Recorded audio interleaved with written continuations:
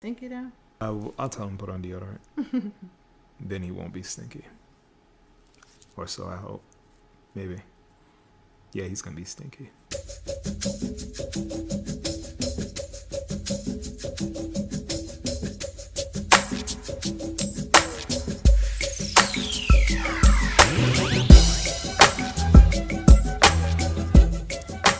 Following my lead while eating. All right, welcome everyone to First Off, a weekly show discussing being married with children, raising kids in this day and age, musing whether or not our challenges are different from those that come before us. My name is Joseph Vivens, and I'm sitting here with my tangerine clementine eating wife. You want me to say it for you? Or do you want to finish chewing first? She said, I'm ready. So I said, okay. I'm doing the best that I can do. And I hit record. We got to eat and run out here in these streets. Whew.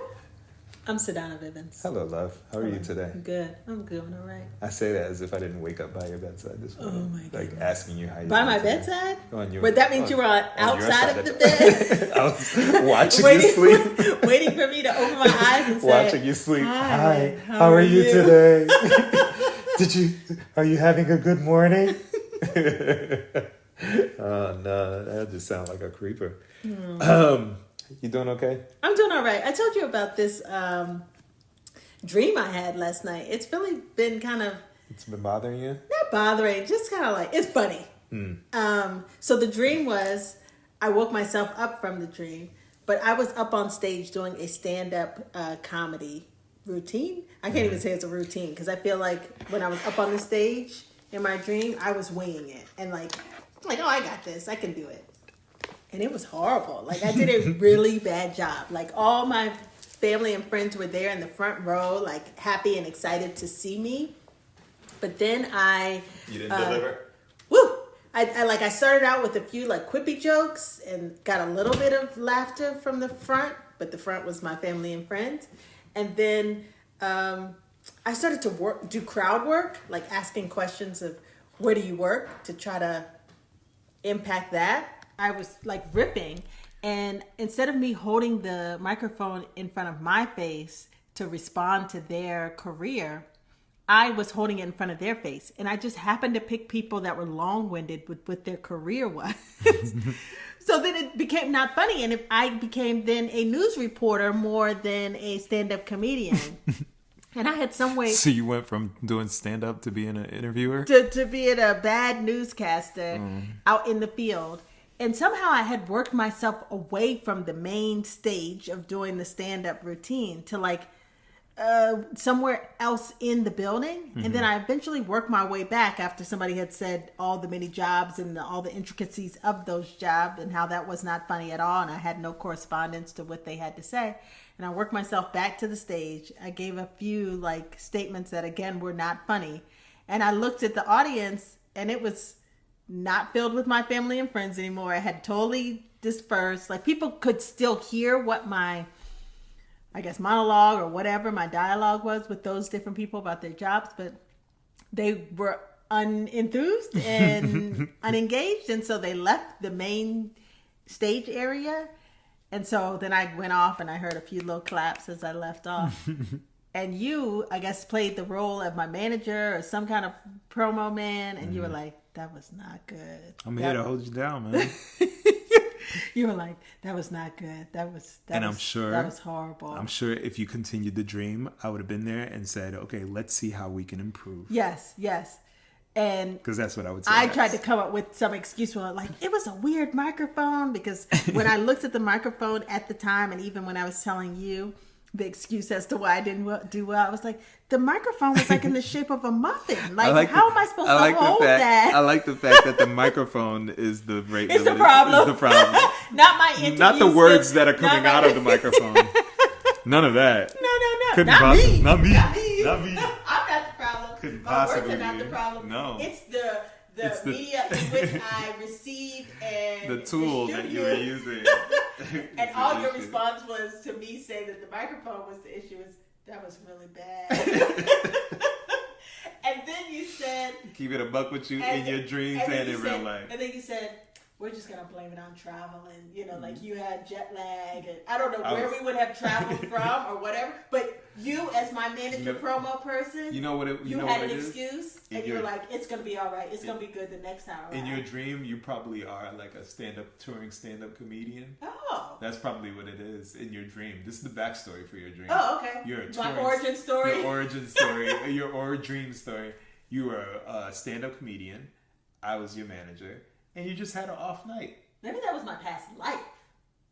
How could it be your past life? Unless, see, now you dip it into territories in my new book. Okay. See, you can't be doing that. I didn't know anything about that. You can't do that. I didn't know anything about that. But I thought it was life? How's your past life? Because what? That happened really in my past life. What did it look like? What do you mean? What did the dream look like? Like, what was the setting? Like, was it in the 40s, 50s? I don't recall. I don't recall. So that's why I'm saying, how could it be your past life? It could be my past life because I'm saying it's my past life. Fair enough. I mean, it is your imagination and it is your dream. So I bombed that or nightmare. I bombed that night. You did. I bombed that night. Well, I'm gonna tell you what happened. Okay. You had some really bad traveling. Okay. You were exhausted. Okay. And you just weren't on your game that night. Okay. You know what I mean? So next time you hit the stage, you're just gonna do a spectacular job. Gotta make sure that I don't give the microphone to the people. Just keep the microphone to yourself. Just keep the microphone to myself. I'm learning. So that still is resonating with me from today, even though I woke up and tried to act as if it. Should I talk about my dream? If you want to. There's not really much that happened in it, other than the fact that I walked into a cafe, and Chadwick Boseman was sitting at a table, and about 5 feet away from him was Michael B. Jordan. They're not at the same table. They weren't at the same table. They were just 2 tables apart. And Chadwick was sitting there, and I went up to him and told him how much I admired and loved his work. And he just nodded and just seemed kind of like down and like not really engaging. And I was just like, okay, I'm going to leave you alone. Then I went over to Michael B. Jordan, super hyped, like, yo, let's Chadwick. Like, both of you are sitting feet away from each other. How come you're not sitting there? And he was just like, I couldn't understand the word he was saying. So, Michael B. Jordan, if you're out there, you were in my dreams. I'm gonna need you to explain to me what you said. It's a little awkward telling another man he was in my dreams. Yeah. Sweet dreams But anyway, I guess I'm supposed to meet Michael B. Jordan somehow, some way. That's my takeaway from my dream. Okay. What's my takeaway? I got to work on my content and my bit. You guys know you gotta step your crowd work game up. Like your stand up, you had some laughter during your stand up, but your crowd work, your crowd work needs some fine tuning. That's deep. Crowd work. My crowd work. There you go. Okay, so welcome to the show, everyone. That was the merit of banter of our. I was just kidding. So today we are here to talk about our parenting. Welcome to First Off. Thank you so much for listening. First off, let's talk about our parenting score. Let's go there first. Parenting score this week. Yeah, what's your mama score this week? My mama score. We just celebrated a preteen birthday just yesterday. So for the last week or so, we've been deep in planning and organizing and making sure that the house and the festivities were up to par for this preteen. We are almost out of the tween years. Oh, goodness. And I think it went well. I think that the party went well. I think the lead up to the party went well. I think that he had an awesome day yesterday. Agreed. I think that I'll give it a 9 out of 10. Oh, nice. Good on you. I worked hard on communication and planning this and ensuring that we had the foods and the drinks and you did a wonderful job. And I didn't stress anybody out. I feel like I've gotten better with having parties. Party planning? No. Having parties at the house. You have your moments. That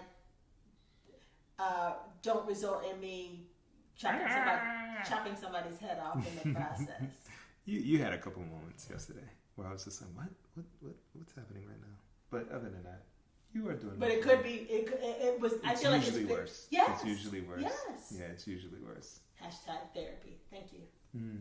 Is that what it is? Yes. Accept it. I accept it. What was a highlight for you? Seeing the boys happy playing. Yeah. Excited voices. Yeah. Excited to be around each other. Yeah. Just joy. Yeah. Childhood joy. Yeah. Yeah. And knowing I played a part, not a large part, but just a part, and them being joyful and happy. Yeah. Kids deserve to be joyful and happy. They should be joyful and happy. Yeah. I agree. Yeah. What about you? What's your Papa score? My Papa score for this week. I think we did well as hosts. I think I contributed in his happiness. I think also. And I think we did a good job with communicating with Evie, her expectations. Not to try to dominate and be an annoying younger sister. Be little sister. Even though in so many ways he welcomed that. That's his partner in crime. But we wanted to make sure that it was his day and that he was the center of attention. So I think we communicated that well. Other than that, I think other than not really getting much sleep. Because the boys were boys, they were having a blast. I think I'll give myself a 7. I'll give myself a 7 because we kept them engaged, kept them entertained. Why 7? I'm explaining. Oh, okay. We kept them engaged, kept them entertained. I think that I don't think I was as present as I could have been. Yeah, and I think it's just because I'm just was just in a haze from trying to catch up on sleep, and so yesterday was just kind of sped by. I feel kind of bad sleeping through most of his birthday, but that's par for the course because when he was born, I didn't sleep that well either. So don't talk about sleep during childbirth, okay? Okay. This child was 9 pounds, but he had a good birthday and he was very happy. Yeah. And he said he just wanted to relax and chill. Like, he had the opportunity to get new shoes. Yeah. He's like, no, I'm going to go home. I just want to calm. I just want to be calm. Yeah, he's maturing. His speech last night was so wonderful. Yeah. Very heartwarming and touching. I was just like, this guy's growing up to be a young man. We didn't videotape or record. Nope, we were in the moment. We were in the moment. That's all that mattered. Yeah. It doesn't, not everything needs to be documented. That's true. Some things you can just take into the heart instead of putting it on wax or on camera or on digital, leaving it in the cloud to be forgotten. No, we're not gonna forget that. You mean the mental cloud? We put it in the cloud. I see. Yeah, instead of to putting be it forgotten. in the cloud. Okay, but now it's in our minds. Memories. It's our core memory. Yeah. Not behind a lens, not behind a screen. It's live and direct. Live and direct. Yeah, it was wonderful. Yeah. Okay. Let's see. A parenting question of the week. Do you have a question for me? Okay, let's skip that. Let's go to screen time. We can talk about the current event. Oh, okay. Let's talk about. To start with. Oh, well, you jumped into your dream. Oh, well. So, current events. What's going on in the news? Sadhana, what's going on in the news? Can I talk about what's bothering me this week? Sure. Or what's piqued my interest this week? Yeah. Actually, it's for the last 3 weeks. It's been living rent free in my head. But this week, I feel like it's a culmination that I did not see happening, but I understand at the same time. Kendrick Lamar, almost 3 weeks ago tomorrow, released a verse on Future and Metro Boomin's album on a song called Like That. And in the song, he is dissing J. Cole and Drake. And that is a response to their song First Person Shooter.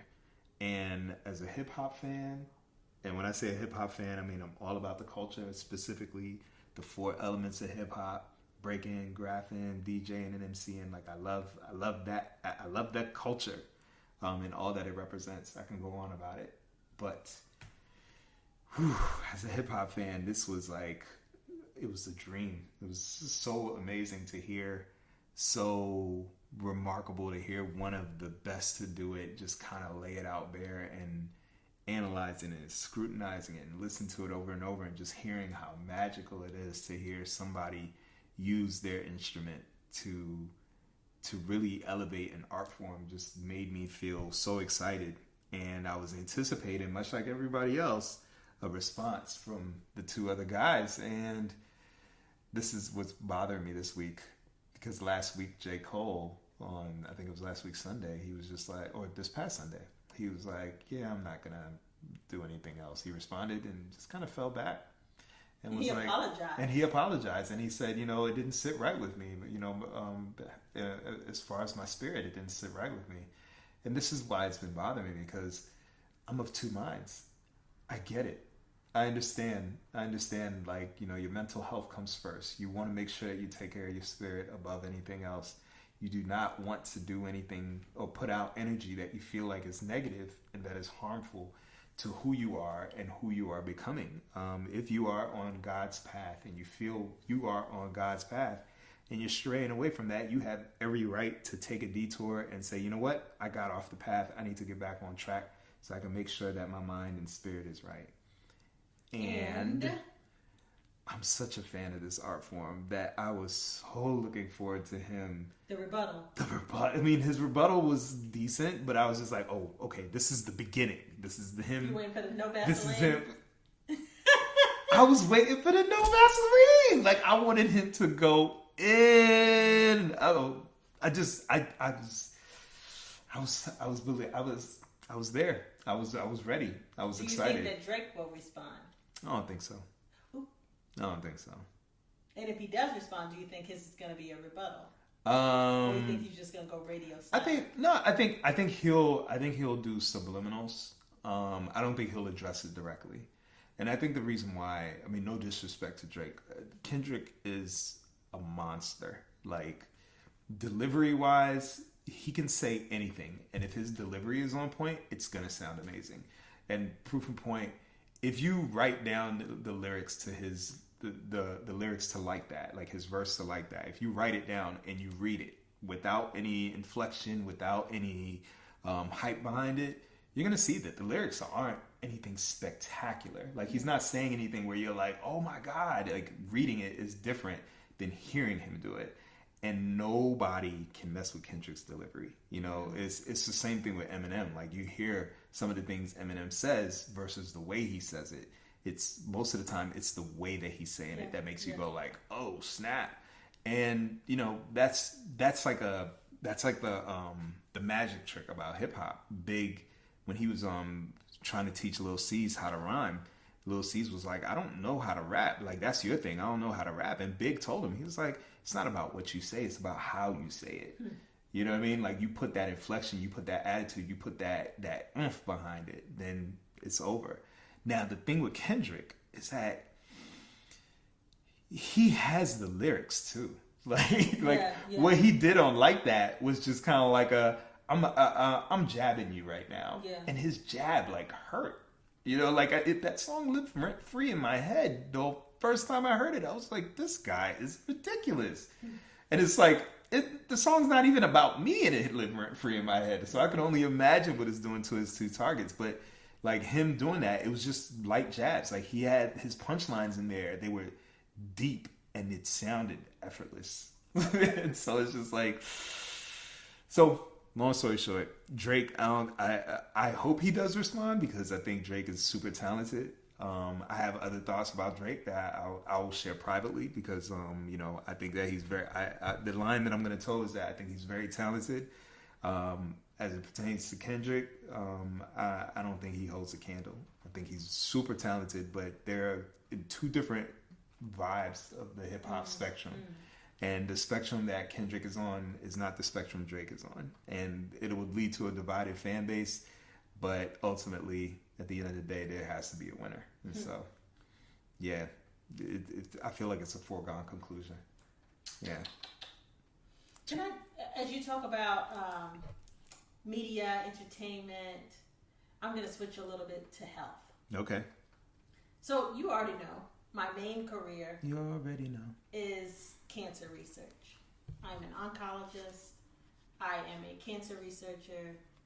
I investigate things all related to a certain type of cancer, brain cancer. Cancer has affected me. Cancer has affected my family. Cancer has affected my friends. There is no overall one set cure, black or white, for cancer. Different cancers have different therapies. We learned today that a big person in entertainment and sports died from cancer. And I resonate in the context of losing a loved one, my mother specifically to cancer, my aunt to cancer, my patients to cancer. So I feel bad and sad for that family, yet the person who died from cancer today was O.J. Simpson. So I read that, I saw that, I received that, and my first question in the group chat was, where's OJ going? Did OJ go to heaven or hell? Do you remember where you were when you found the news about the not guilty verdict? You asked me that earlier, and I can't remember. I was in science class. I can't remember. And instead of us doing science in the science class that I loved, there was a... Got to bring the cart. Bring the cart. TV cart. Had a TV, had the VCR, or was it the VCR connected to the TV? Yeah, sometimes it was part of it. And they had the news on. Like, everybody knew that at that time, on that day, the verdict was going to come back on whether or not he was found guilty or not guilty. The glove doesn't fit, you must have quit. Johnny Cochran, just superstar lawyer. So you had the divide of the black community rooting for OJ, not wanting to say whether or not we felt he was guilty or not, but still rooting like, LAPD is racist. Discriminating. They planted this, they planted that. That's what they do to us. And then the white community like, he clearly is guilty. Right. So we were in science class. We were all watching, and we heard the statement of him not guilty. And I can recall that the black people in my class were like, yeah! The white students, one white female in particular, this was me in high school.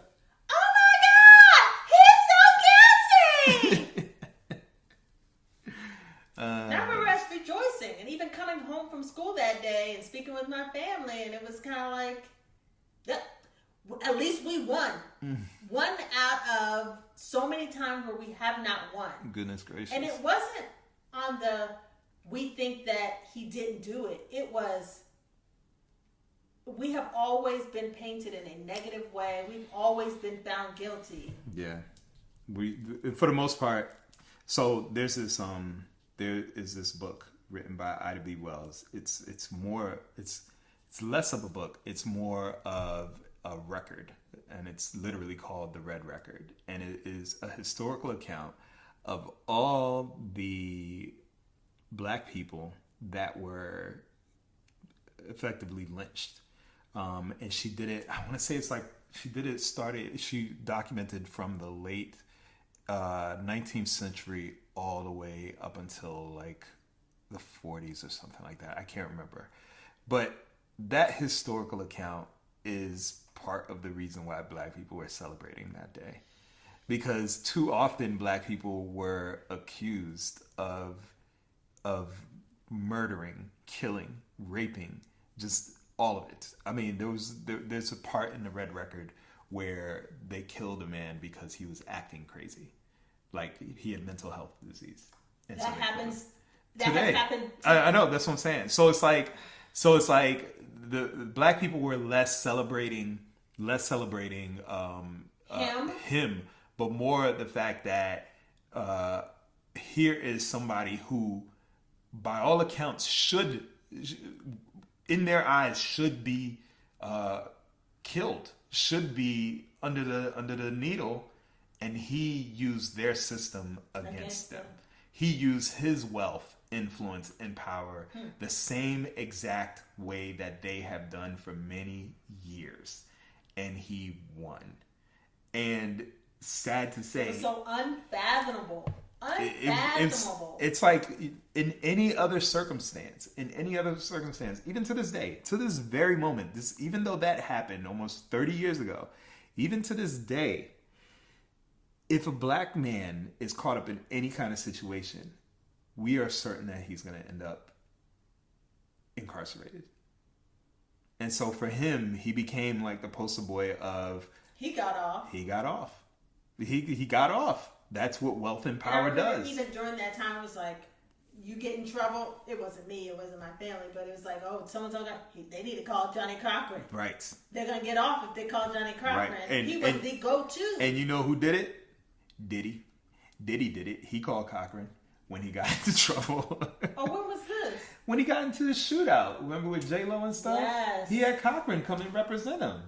And he got off. Wealth and power. Cochran's not around these days. No. So Diddy. No. And Diddy did it. Oops. I mean, it's kind of hard to deny the overwhelming, Sorry, Allegedly, Diddy. they say. Allegedly, yes. Diddy allegedly did it. Allegedly. I'll stop it there. But yeah, but no, I think that's the reason. I mean, in my opinion, that is the reason why people rejoice that day. Yeah. And why white people could not understand why he got off is because, well, if you don't understand how he got off, you haven't been paying attention. Right. Like the way that you feel today right. is the way that every we've been feeling time. for yes. years. Every single time. Years. The lady that had got Emmett Till killed on her deathbed after living a long, beautiful life. But she lived a wonderful life, such a wonderful life. On her deathbed said she lied. So you can't be mad at OJ. God rest the souls of the people that were killed. I'm always going to toe the line that I don't know what happened. Yeah. I do not know what happened, but and the evidence was what it was. I wasn't on the jury. My thing is that OJ got off. The jury found him innocent. Therefore, OJ's innocent. That's the line I'm always gonna toe. You can ask me on my deathbed like that Emmett Till lady what my thoughts are, and I'll let you know. And the sad circumstances, there were two human beings who died. Two human beings that died, and still to this day we don't. I'm putting in quotation. We don't know who killed them. I don't need quotations. It wasn't OJ because the jury said it wasn't him. Oh gosh. I mean, again, it goes back to my question: Where's OJ? Where did OJ go to? It's not for me to call. And it's not for me to call either. But you're curious. That was my first. You're curious. That was you're my like, first. I wonder. That was my first question in the family chat. So that's a deep question because this is me because that's what I'm saying. Yeah, that goes to you saying, did he that goes to you asking whether or not he did it or not because you don't know. Correct. You don't know. Correct.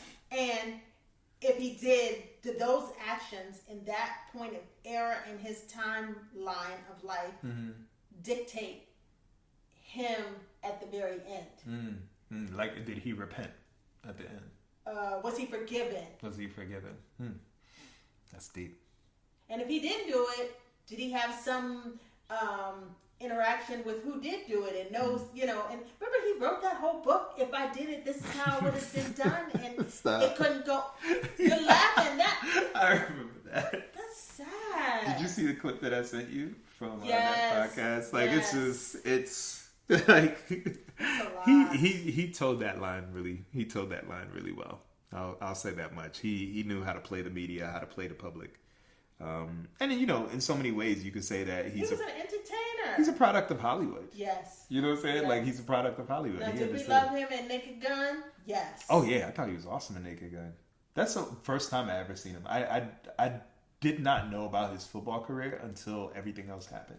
I always thought, like, growing up, I thought he was an actor. When we were younger, he wasn't a football player. Yeah. He had already kind of retired. So to me, he was always that funny guy from Naked Gun, and I thought he was hilarious. He was like a dope. And was always stupid. And was always getting beat up, not beat up, but always getting tossed around. Like I thought he was hilarious in that.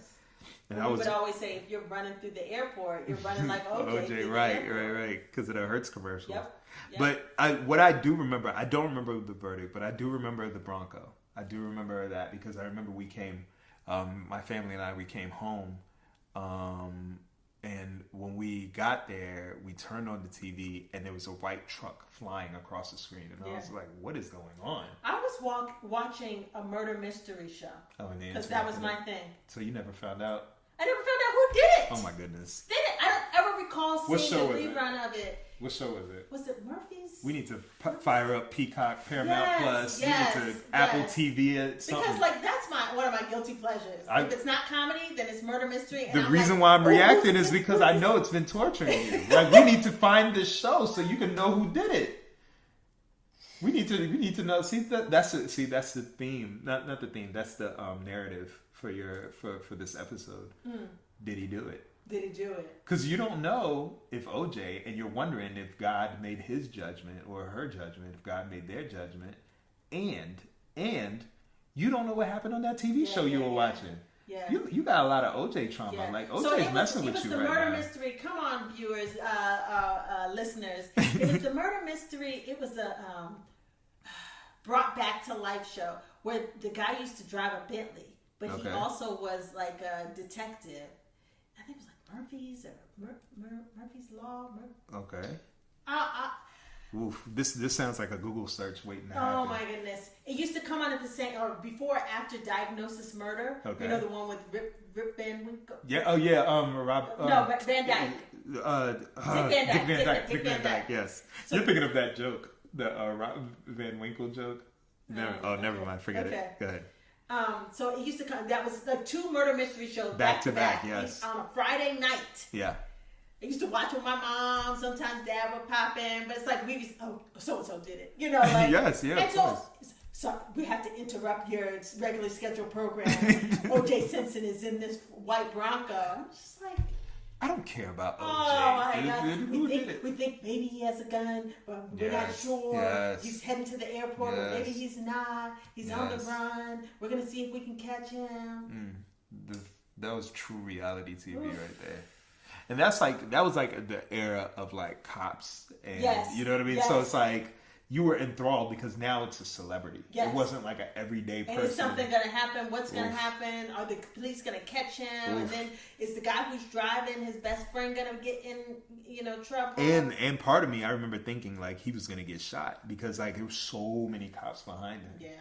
You know what I mean? Like I really. The helicopter's so set and ready to like. I think that's LA. It was like 20 minutes. I think that's LA. They always have like car chases and stuff on TV. They've done away with that. You know that's now illegal for cops to chase really? Because it just becomes so dangerous. I didn't know that. Yep, it's no longer a thing because it's more harmful than than good. Yeah. Oh wow, I didn't know that. Okay, all right, moving on. Rest in power, OJ. Wherever you are, we hope that your family. We hope that your family finds peace, and that your children are well. That's my hope.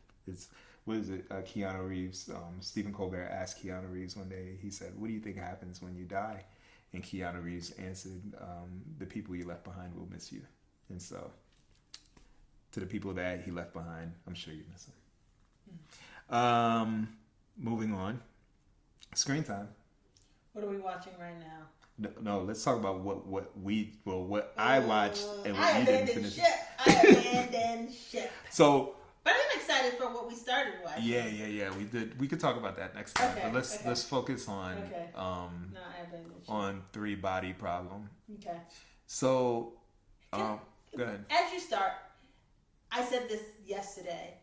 There's certain shows we like sci-fi shows. Yes. You definitely like sci-fi even more than me. Absolutely. As I stated earlier, mystery. My thing is murder mystery. I like all genres, but like I do lean sci-fi and comedy.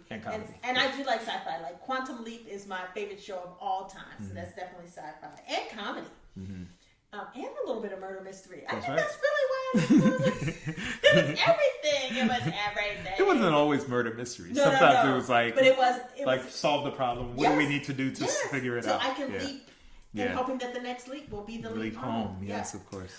So I like the sci-fi shows that get me energized and excited and like, oh, what do you think is going to happen next episode? What about so-and-so interacting? Is there a reason why he dropped that pen? Because he dropped that pen because then it's going to...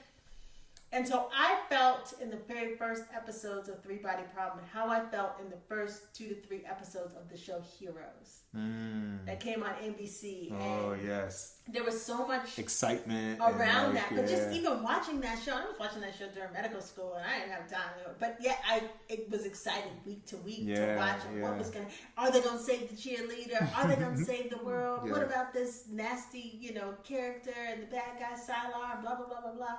So that's how I felt in the very beginning of Three Body Problem. Three Body Problem. Three Body Problem. And as it started to move along after episode 3... You fell asleep. I didn't immediately fall asleep. But I felt myself getting less and less excited about the interaction and the conclusion of that interaction and the dialogue. And so, yes, I think it was episode 4 to 5 that I was like, you don't have to wake me back up. Right? So then for me to hear your takeaway from then completing it, I was okay with falling asleep. Yeah, I was like, you don't need to my finish sleep barometer knew that my sleep was more necessary than the show. I had a one body problem. I resolved that one body like a sleep problem for you to stay awake. And now I got a 2-body problem. My body too tired. The show is too boring. Yeah, what are you talking about? This show is too boring. Yes. Your sleep deficit. This show was too boring. Not me. NMP, not my problem. This show should have ended 2 episodes earlier. Should have ended when I fell asleep.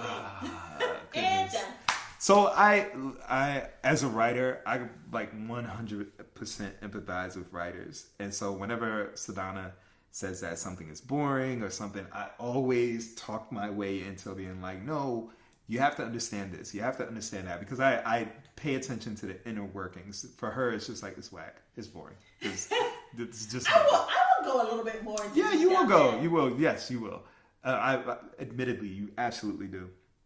And I fall asleep. And you fall asleep. And so for me, I appreciate character development, and I love character development. I like watching characters go from point A to point B. And at certain points in the show, the characters were stuck in point A. And I was just like, okay, well, something is going to instigate something else happening. And they were still stuck in point A. And I'm like, please get to point B eventually. And the characters that got to point B, it wasn't very satisfying that they got to point B. It was just like you're doing it, but you're just doing it. You're not doing it with purpose. You're not doing it with reason. And so I barreled through the show because I was just like, okay, there's going to be something that happened. And when the show ended, I was like, that's it.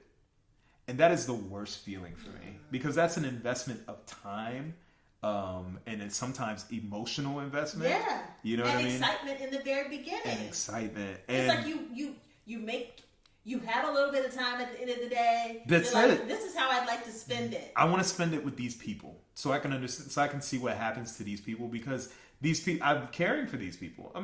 They're not consuming my entire day and night. But for the 1 hour that I sit in front of my TV to watch their lives, I'm invested. And I was just like, I want this time back. Or I would like it to end a little bit sooner.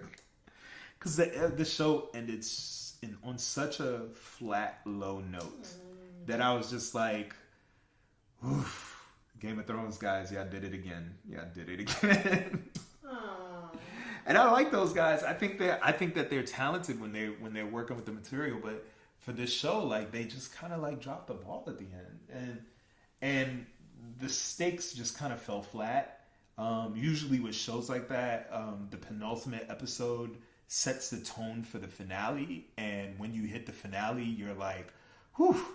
Okay, I'm happy they got through it. Mm-hmm. I did not get that feeling. There was no cathartic moment where I was just like, okay, we made it through. Now I'm ready for season 2. I am definitely not going to watch season 2 of that show. I have no desire. There's something to be said about the BBC or the UK shows that are have terminal endings. Yeah. Like they have 6 and we're done, 8 and we're done, 10 max and we're done. Yeah. And you feel a sense of Okay, and done. And like done. Character development. We did it. You told me what the plot was. Right. We had some resolution. Right. Maybe somebody died. Maybe somebody didn't. So I think the biggest problem with the show is that it's based on a book, which is all well and good. But what they did is that they leaned heavily on the people that knew the book to fill in the blanks for the audience. And for really, really good adaptations, you're catering to both sides of the coin. Like you're able to cater to the fans of the original, of the source material, and you're able to cater to the new audience. Yeah. And there were times where it's like character motivations. I was just like, yeah, I'm not seeing this. Yeah. And events that were happening, I was like, I feel like I missed something. There's something missing here. And I think everybody that worked on the show knew the book so well that they forgot about the people that did not know the book. Interesting.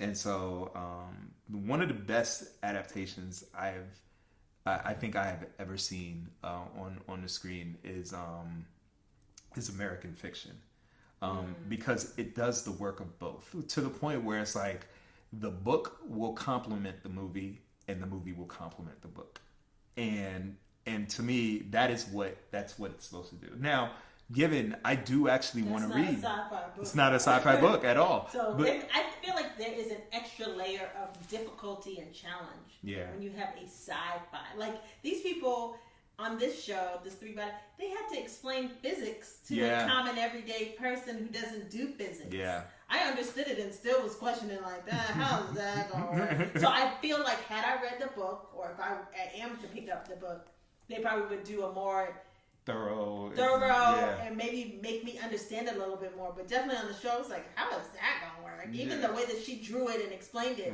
the people in the room were like, yeah, that could work, but da-da-da-da-da-da. I was like, that's not going to work. Da-da-da-da-da-da. So, like, for those that have not seen it, it is a plan that they have to get a rocket ship to a certain destination.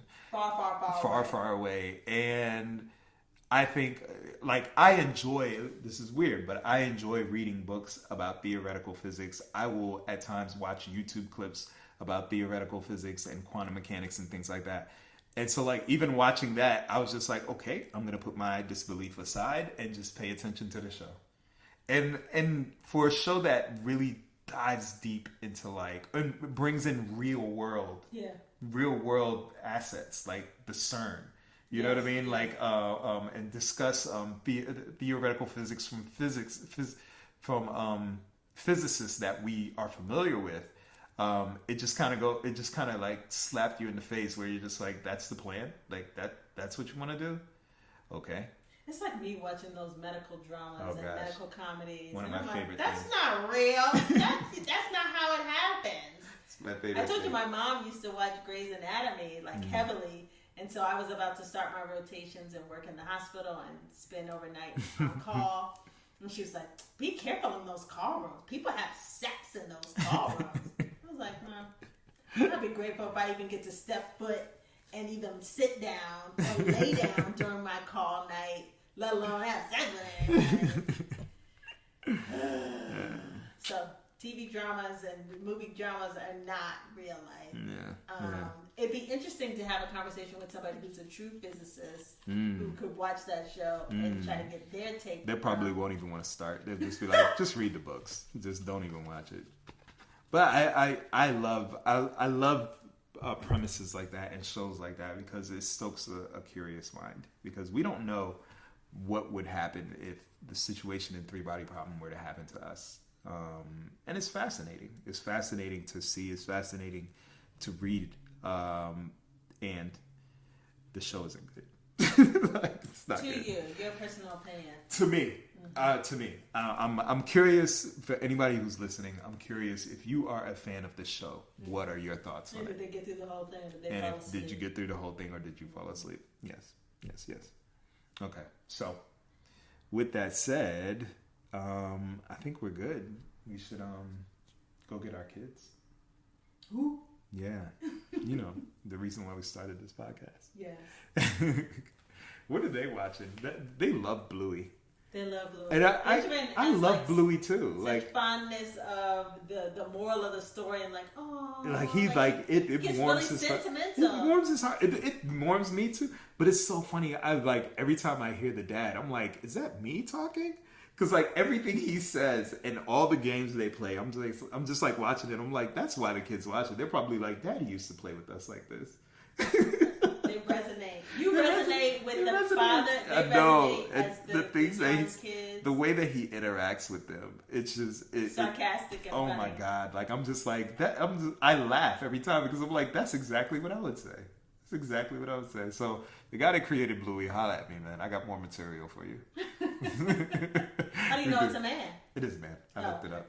Okay. We could do Tui. We could work on Tui. It's the teenage years of Bluey. Mm-hmm. You like that, right? You like that, right? See? I told you. I got you. You got it. But yeah, that's what the kids are watching. Outside of that, we're still struggling to keep them away from YouTube and TikTok. Yes, that's fine. Yeah. Good luck to you guys out there. Thank you guys so much for listening. Please visit us at areyoufanya.com and follow us on all our socials that you will be able to find on that platform. You'll actually be able to see us and interact. Yeah. And if you want to do a live with us, just jump on in. And wave and ask to join in. Yeah, you'll be able to see us on Instagram Live, and just feel free to add yourself, and we'll be more than happy to chit chat with you, as long as you're somebody that is not going to be inappropriate. Yeah. And then we got a one-body problem. I'm going to have to come with my people's elbow. Your people's elbow? That's all I'm talking about. That's all I'm talking about. Can you smell? The mama belt. The mama elbow. The mama elbow. That's what you call it. Thank you guys so much for listening. You have a wonderful week.